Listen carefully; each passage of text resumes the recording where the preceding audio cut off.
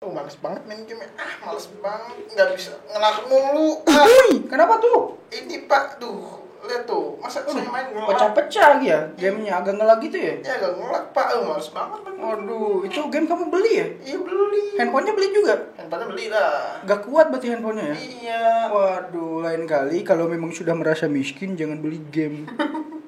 Beli makanan aja biar kenyang. Sadar ekonomi ya. Oke pak, terima kasih pak. Tapi saya nyesel pak beli game ini. Males. Ya makanya nanti lain kali jangan gitulah. Oke, welcome back to Ekologi Creative Studio teman-teman. Jadi hari ini kita bakal ngejelasin bagaimana sih perkembangan game di Indonesia. Khususnya game developer lokal ya. Iya betul. Ya, kita akan bahas dari perkembangannya, stigma yang ada di masyarakatnya, serta mungkin antusias masyarakat sekarang sama yang dulu-dulu tuh gimana tuh terhadap game developer lokal. Betul banget. Ya, stay tune teman-teman.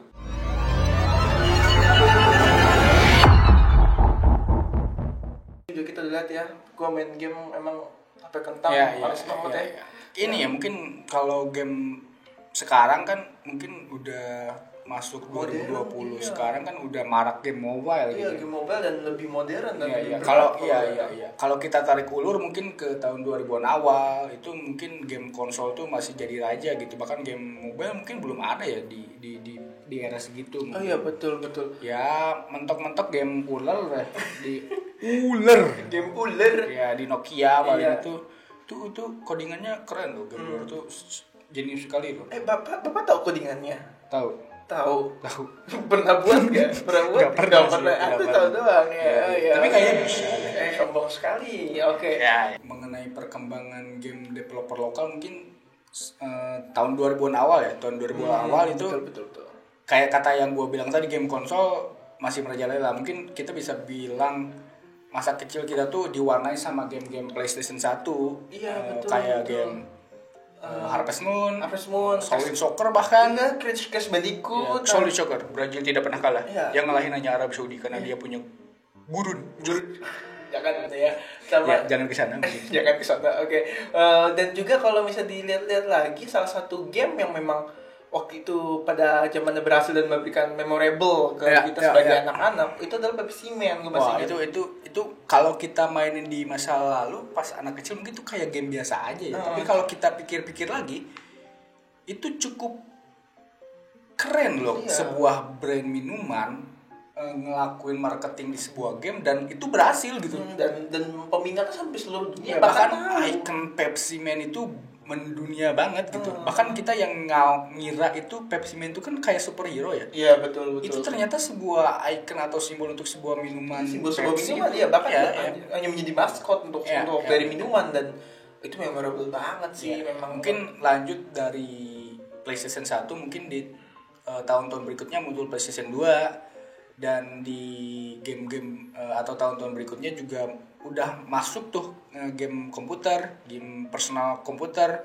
terus juga game mobile udah ada tuh untuk karena di situ spesifik handphonenya udah mulai memadai untuk melakukan atau menjalankan sebuah game dengan grafik ataupun yang membutuhkan spesifikasi yang cukup tinggi lah. Mungkin game-game awal di mobile itu juga cukup menjadi memorable juga. Mungkin itu kalau umur gua, ini kan umur gua 20 tahunan ya. Kalau gua itu pertama mainin game di mobile itu mungkin SMP, udah mainin kayak Clash of Clans, itu mungkin udah terhitung modern ya dengan konsep multiplayernya. Ya. Kalau mungkin game yang gua mainin dulu pas masih kecil mungkin sekitar SD. Kalau lu pernah punya HP Nokia, salah satu game itu namanya Bonce. Oh iya, Bonce, saya tahu cheatnya. Ya, cheatnya itu memang kurang ajar sedikit. Sudah kecil-kecil menjadi cheater. Itu kayaknya sudah dewasa menjadi PB itu main. Iya, kecil-kecil sudah Pekalongan. Iya. Dan memang menurut gue dari game kecil-kecil gitu yang tadinya game di HP yang memang enjoy lah lu, waktu luang di situ lu luangin di situ, dan seru banget gitu untuk memorable experience di game-game kecil mobile pada skala kecil banget waktu itu. Balik lagi mungkin kayak tahun 2003-2004 kalau yang dari riset yang gue baca sih itu udah muncul sebuah developer lokal namanya, gue lupa lagi ya apa namanya, tapi mereka tuh developer lokal yang dibiayai sama investor asing, tapi mereka ngelakuin project-project yang emang berasalnya dari luar, bukan project mereka sendiri, bukan mereka yang inisiasi, project tapi by client. Ya, mereka jadi punya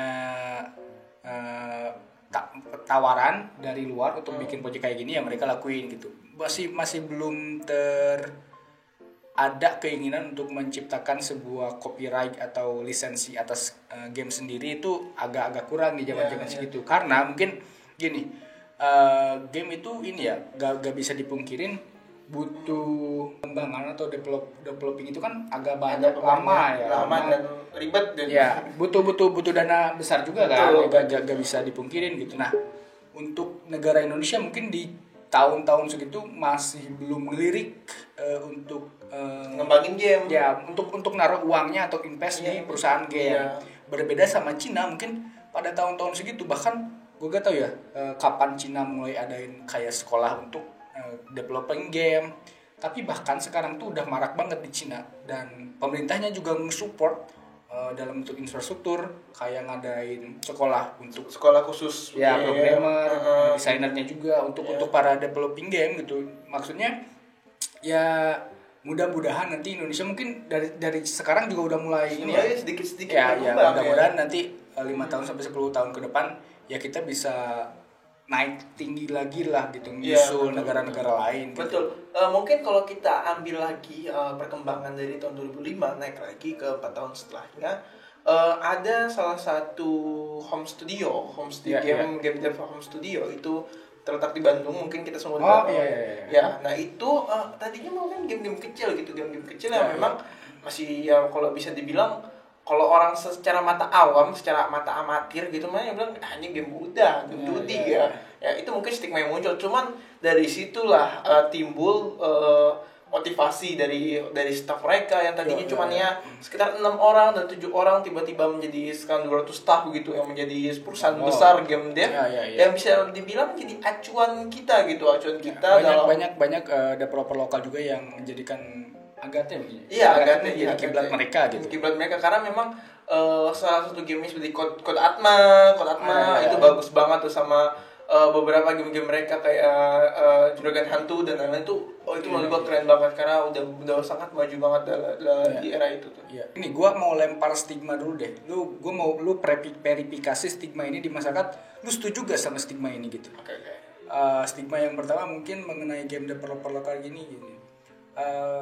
Cerita yang diangkat sama game developer lokal itu selalu monoton dan gak asik. Gimana pandangan lu? Setuju gak lu sama pandangan itu? Kalau dari pandangan gua sebagai orang yang paham ya.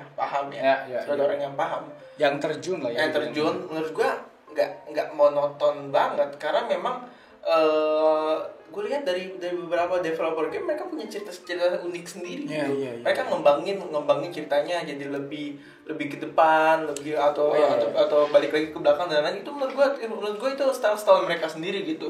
Yang menurut gue ya ini bagus gitu. Cuman dari pandangan masyarakat, pandangan masyarakat yang melihat gitu. Ya kadang-kadang masyarakat tuh udah gini loh, udah underestimate dulu. Bahkan mereka belum mainin gamenya. Udah. Tapi karena mereka udah tahu ini buatan Indonesia, mereka kayak udah underestimate terlebih dahulu. Betul. Itu tuh harusnya kayak reaksi yang harus dihindari gitu. Karena kalau kita lihat sekarang bukan hanya ngomongin grafik ya. Gua sebenarnya udah bosen ya ngomongin game itu hanya soal grafik, burik dan gak burik gitu. Menurut gua game tuh udah lebih dari sekedar itu. Iya, betul. Bahkan game-game dengan desain pixelize aja itu udah sangat bagus. Ya, betul. Udah banyak peminatnya gitu. Karena game itu gini loh, sangat segmented sekali gitu.